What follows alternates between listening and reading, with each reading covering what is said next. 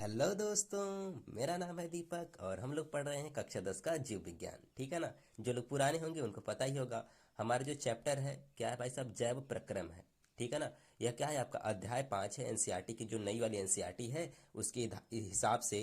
Sorry यार, उसके हिसाब से क्या है, आपका अध्याय 5 है। लेकिन अगर आपके पास पुरानी एनसीईआरटी होगी तो उसमें क्या है, अध्याय 6 है। तो उससे घबराने का कोई बात नहीं है, कंटेंट लगभग दोनों में सेम है। ठीक है ना। देखिएगा, इस चैप्टर पे यह हमारा 12वां यानी कि 12वां क्या होने वाला है, वीडियो लेक्चर होने वाला है। अगर आपने इससे पहले वाले वीडियो लेक्चर्स नहीं देखे हैं तो उसे जाकर जरूर से देख लीजिएगा। ठीक है ना। तो चलिए बिना किसी देरी के स्टार्ट करते हैं आज के इस टॉपिक को। तो भाई साहब देख लेते हैं हमारा आज का टॉपिक क्या होने वाला है। हमारा आज का टॉपिक होने वाला है श्वसन तथा श्वासोच्छ्वास में अंतर। ठीक है ना। और क्या होगा, निःश्वसन तथा निःश्वसन, निःश्वसन तथा निःश्वसन में अंतर, यही दोनों टॉपिक आज का हमारा होने वाला है। और कुछ एक आध दो क्वेश्चन भी हम लोग देख लेंगे इसके साथ साथ। ठीक है ना। तो चलिए चलते हैं आगे हम लोग।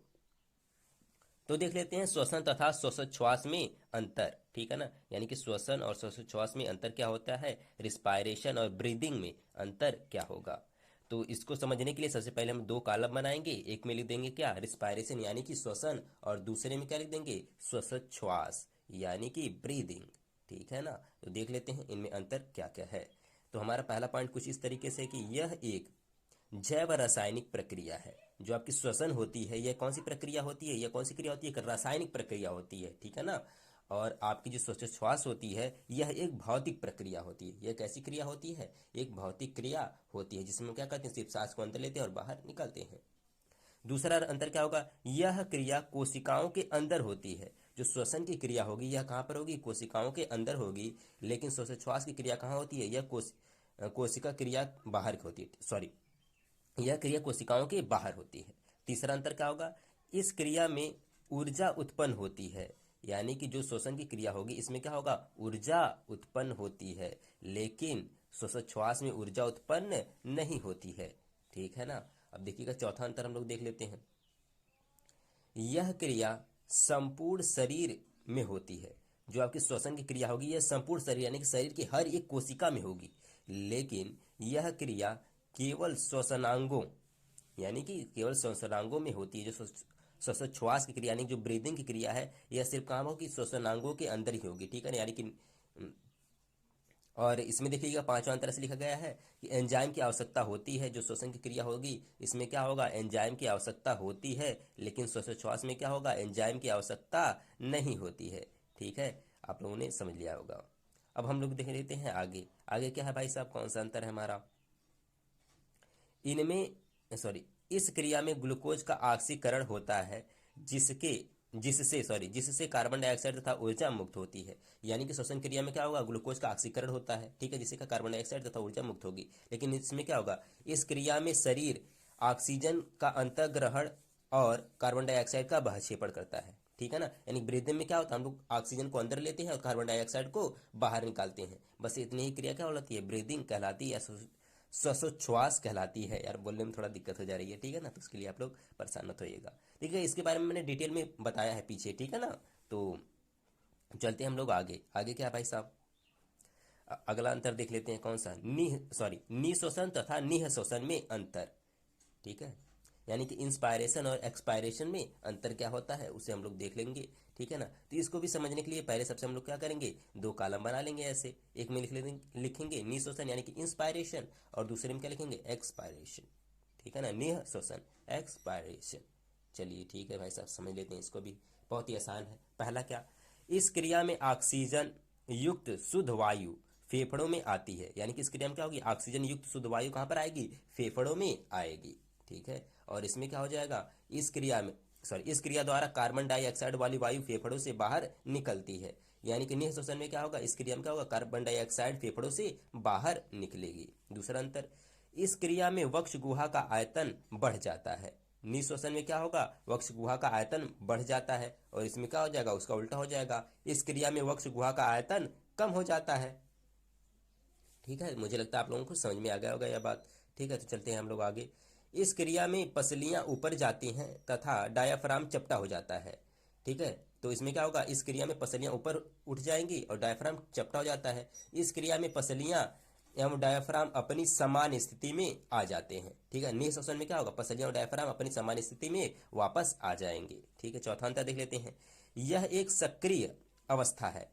ठीक है ना, जो देखिएगा निःश्वसन की क्रिया है, यह क्या, एक सक्रिय अवस्था है, यानी कि सक्रिय अवस्था मतलब इसमें ऊर्जा खर्च होगी। ठीक है ना, यह एक निष्क्रिय अवस्था है। कौन सी, निःश्वसन निष्क्रिय अवस्था, यानी कि यह क्रिया अपने आप ही हो जाती है, इसमें कोई ऊर्जा खत्म नहीं होती है। ठीक है, तो मुझे लगता है आप लोगों को यह भी समझ में आ गया होगा। ठीक है, जिसने पीछे कंटिन्यूअस देखा होगा वीडियो लेक्चर, उसको पता होगा कि जो निःश्वसन और निःश्वसन ये दोनों किसके भाग हैं, श्वासोच्छ्वास के ही भाग होते हैं। ठीक है ना, मुझे लगता है अब आप लोगों को अच्छे से क्लियर हो गया होगा। तो चलिए चलते हैं हम लोग आगे। आगे हम लोग एक क्वेश्चन देख लेते हैं। ठीक, क्या है, हीमोग्लोबिन क्या है। ठीक, यह कहाँ पाया जाता है और क्या, श्वसन क्रिया में इसकी क्या भूमिका होती है, इसके बारे में हम लोग देख लेते हैं। वैसे हीमोग्लोबिन होता क्या है, कहाँ पाया जाता है और श्वसन क्रिया में इसकी क्या भूमिका होती है, इस प्रश्न का हम लोग उत्तर भी जान लेते हैं। तो चलिए देखते हैं। यह एक जटिल प्रोटीन होते है या होता है। इसका निर्माण लौह युक्त वर्णक हीम तथा ग्लोबिन प्रोटीन से होता है। यह का एक जटिल प्रोटीन है और इसका निर्माण लौह युक्त हिमवर्णक और किससे, ग्लोबिन प्रोटीन से होता है। ठीक है ना, हीमोग्लोबिन के बारे में अपनी इतनी जानकारी प्राप्त कर ली। और देख लेते हैं यह कहाँ पाया जाएगा, आप देख लेते हैं। सभी कशेरुकी प्राणियों में यह लाल रुधिर कणिकाओं यानी कि आरबीसीज में पाया जाता है। ठीक है ना, केचुए तथा अकशेरुकीय यानी कि जो केचुए होते हैं और अकशेरुकीय प्राणियों में यह रुधिर प्लाज्मा में क्या होगा, घुला रहता है। देखिएगा जितने भी कशेरुकी प्राणी यानी कि जिनमें क्या होती है, रीढ़ वाली हड्डी पाई जाती है, उन लोगों में कहाँ पर पाया जाएगा, लाल रुधिराणु में पाया जाता है। और केचुए और अकशेरुकी जिनमें मतलब क्या है, आपके रीढ़ वाली हड्डी नहीं पाई जाएगी, उन लोगों में रुधिर प्लाज्मा में ही क्या होता है, घुला होता है। कौन सा, हीमोग्लोबिन आपका घुला होता है। हीमोग्लोबिन ऑक्सीजन के साथ अभिक्रिया करके एक यौगिक अस्थायी यौगिक कौन सा, ऑक्सी हीमोग्लोबिन बनाता है, जो कि कोशिकाओं तथा ऊतकों में पहुंचकर ऑक्सीजन को मुक्त कर देता है और पुनः अपने वास्तविक रूप में आ जाता है। ठीक है ना, देखिएगा जो हीमोग्लोबिन होगा क्या करेगा, ऑक्सीजन से अपक्रिया करके क्या बनाता है, ऑक्सी हीमोग्लोबिन बनाता है और कोशिकाओं और ऊतकों तक पहुंचकर ऑक्सीजन को क्या कर देगा, मुक्त कर देगा और पुनः अपने वास्तविक रूप में लौट आएगा। ठीक है ना, यही क्या होता है, हीमोग्लोबिन का कार्य होता है।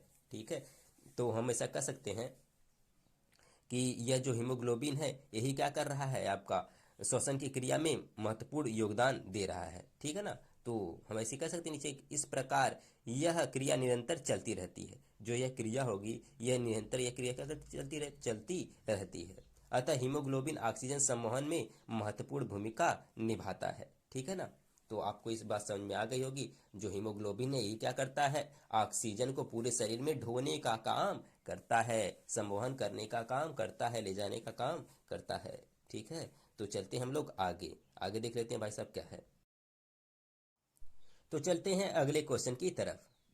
धूम्रपान स्वास्थ्य के लिए हानिकारक है क्यों। ठीक है ना, ऐसे क्वेश्चन पूछ सकते हैं आपके साथ कि धूम्रपान हानिकारक होता है, क्यों होता है भाई साहब, इसके पीछे का रीजन क्या है। चलिए इसको हम लोग जान लेते हैं क्वेश्चन के माध्यम से। ठीक है ना, ये आपके एनसीईआरटी में एक कॉलम बनाकर दिया गया है, तो इसको भी हम देख लेते हैं। फेफड़े का कैंसर दुनिया में मौत के सामान्य कारणों में से एक है। श्वास नली की ऊपरी हिस्सों में छोटी छोटी बालों जैसी संरचनाएं होती हैं, जिसे सीलिया कहते हैं। ठीक है ना, देखिए जो श्वास नली होती है उसके ऊपरी हिस्से उसके ऊपरी हिस्से में अंदर की तरफ, ठीक है ना, क्या होती है, छोटी छोटी बाल जैसी संरचनाएं होती हैं, इसे हम लोग क्या कहते हैं, सीलिया कहते हैं। ठीक है, और एक बात और ध्यान रखिएगा, फेफड़ों का कैंसर क्या है, दुनिया में मौत के सामान्य कारणों में से एक है। आगे देखते हैं। ये सीलिया सांस लेते वक्त अंदर ली जाने वाली वायु से रोगाणु, धूल और अन्य हानिकारक कणों को हटाने में मदद करते हैं। सीलिया का काम क्या होता है, यह वायु जो अंदर जाती है उसमें से क्या, रोगाणु को, धूल को और अन्य हानिकारक कणों को क्या करते हैं, हटाने में मदद करते हैं। ठीक है ना, ये बात आप लोगों को समझ में आ गई होगी। तो चलिए चलते हैं हम लोग आगे। धूम्रपान करने से ये बालों जैसी संरचनाएं नष्ट हो जाती हैं, जिससे रोगाणु, धूल, धुआं और अन्य हानिकारक रसायन फेफड़ों में प्रवेश कर जाते हैं, जो संक्रमण, खांसी और यहाँ तक कि फेफड़ों के कैंसर का भी कारण बनते हैं। ठीक है, यानी कि कहने का मतलब ये है कि जब हम लोग क्या करते हैं, धूम्रपान करेंगे तो ये जो बालू जैसी संरचनाएं होंगी क्या हो जाती हैं, नष्ट हो जाती हैं, जिससे जो रोगाणु थे, आपके धूल थे, धुआं था, और यह सब चीज़ कहाँ पर प्रवेश करने लगेंगे, आपके फेफड़ों में जाएंगी, और कई सारे संक्रमण जैसे क्या खांसी, यहाँ तक कि फेफड़ों का कैंसर भी कर सकती हैं। इसीलिए कहा जाता है कि धूम्रपान नहीं करना चाहिए। ठीक है ना, तो इस बात का आप क्या करिएगा, ध्यान रखिएगा। तो मुझे लगता है यह आपको समझ में आ गया होगा। तो आज के लिए बस इतना ही, मिलेंगे नेक्स्ट वीडियो लेक्चर में। ठीक है ना, बहुत बहुत धन्यवाद।